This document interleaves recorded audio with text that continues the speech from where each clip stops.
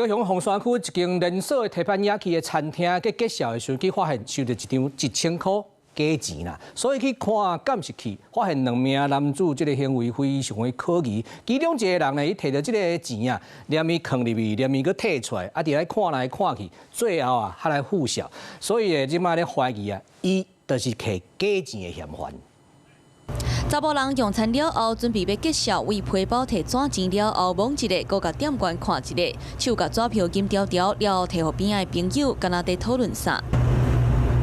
后一秒，查甫人甲纸票真细里藏皮包，敢若搁抽另外一张，搁藏皮包，规个过程实在真奇怪。啊，那店家当日揭晓收到假1000块，看监视器的画面，才发现这组人客行为怪怪。这2个客人行为也有点怪怪的，结完账找完钱之后。 然后又有再翻，不知道是另外一张假钞，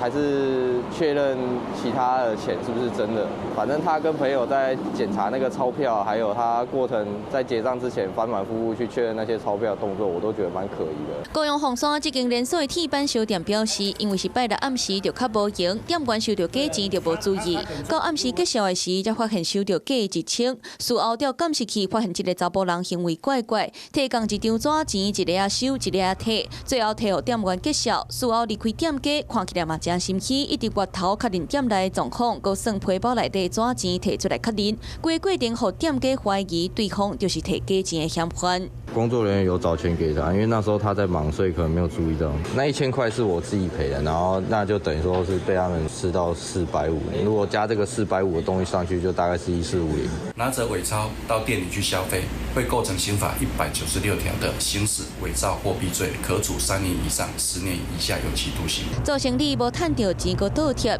店家事后嘛到派出所报案，希望会当找出嫌犯。未来嘛提醒员工，若收到大张话，爱加较注意，莫互艰苦钱拢了去。Hello， 我是蒋欣梅，想要抢先掌握最及时的新闻资讯吗？赶快订阅、按赞、开启小铃铛，锁定华视新闻 YouTube 频道。